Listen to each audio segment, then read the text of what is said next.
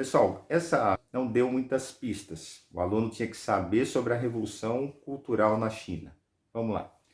Como já disse, sempre vou deixar as alternativas para você analisar, caso você queira, antes do meu comentário, tentar resolvê-la. Uma sugestão, procure eliminar inicialmente as mais absurdas e chegar na alternativa correta. Veja que o texto é bem seco. Ele fala assim, olha, sobre a Revolução Cultural ocorrida na China a partir de 66, é correto afirmar que se tratou de...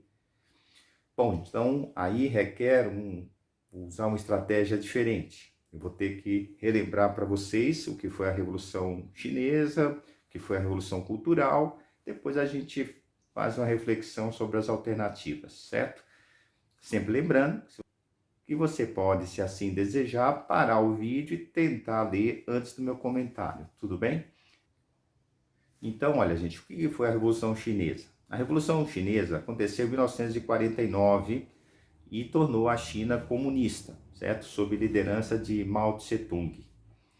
Só que ao longo das décadas que foram se passando, a China teve muitos problemas de abastecimento.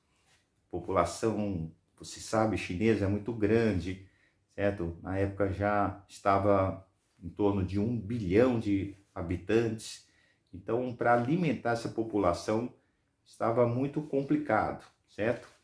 E aí houve então a grande fome, enfim, a China não atravessava uma fase boa e o Mao Tse Tung, aí já, como disse, a alternativa a partir de 66, ele vai dizer o seguinte, que o insucesso, no caso da Revolução Comunista, estaria ligado a pessoas que eram contrárias à Revolução, que estavam boicotando a produção e o próprio governo, e ele começou um processo chamado de Revolução Cultural.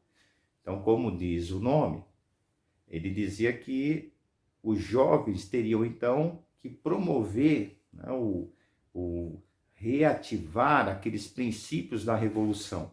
E houve um processo então de muitas perseguições na China, alunos denunciando professores, filhos denunciando pais, que supostamente seriam então contrários ao socialismo, contrários ao governo, e essas pessoas foram perseguidas. Essa é uma informação relativamente básica sobre a Revolução Cultural, certo? Então, vamos às alternativas, porque nós vamos usando, eu acho que fica mais fácil, inclusive, para você perceber as questões onde, né, nós vamos chegar e fazer, como eu disse, a revisãozinha da Revolução Cultural. Como sempre, recolocando, caso você queira também, fazendo um esforço para chegar à alternativa correta. E, se você também quiser, eu tenho aula sobre a Revolução Chinesa, incluindo o aspecto da Revolução Cultural no meu canal. Fala que foi um movimento dirigido por intelectuais e estudantes contra o governo ditatorial de Mao Tse-tung. Aí que eu falo para vocês, gente, a informação muito básica que eu dei agora no início já ajudaria. Quer dizer, não foi, como disse aqui a alternativa, contra o governo, foi o governo que promoveu. Então tá, né, tem uma inversão aí para começar, certo? Então está furada. Mao Tse-tung é o líder da Revolução Chinesa. Lá em 1949 se mantinha no poder, certo?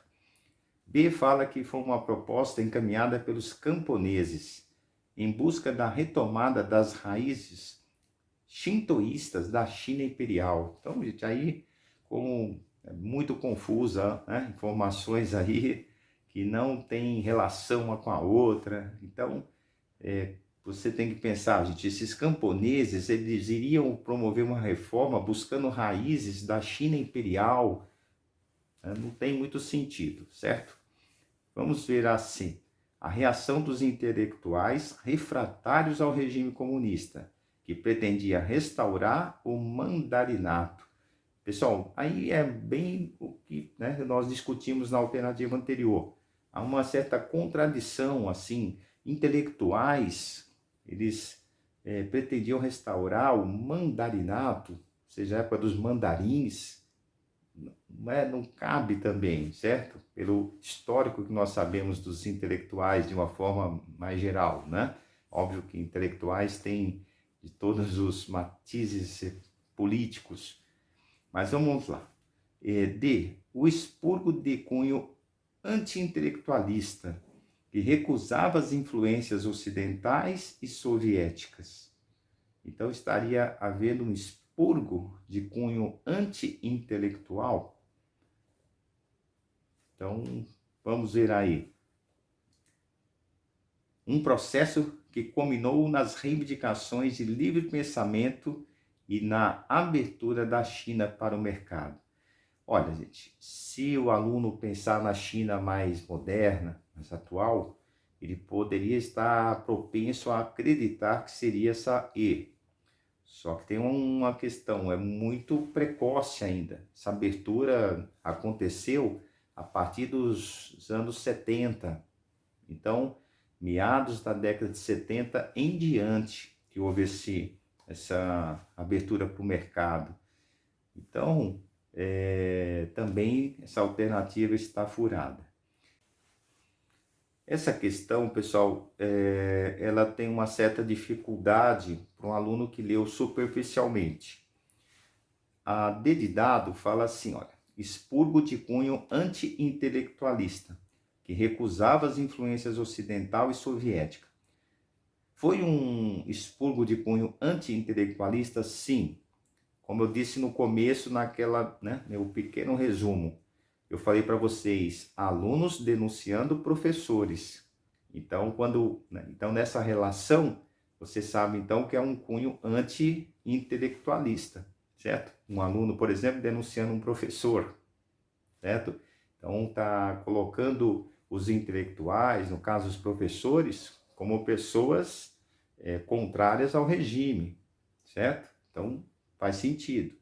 Aqui, recusava as influências ocidental. Eu acho que o aluno, como eu disse, que estudou minimamente, poderia perceber que sim, porque seria negar o capitalismo, certo? Reforçar o socialismo. Então, recusava as influências ocidental. Agora, e soviética? Talvez o aluno ficasse um pouco na dúvida e pensasse assim, bom, mas a China é comunista, como ela iria recusar essa influência soviética?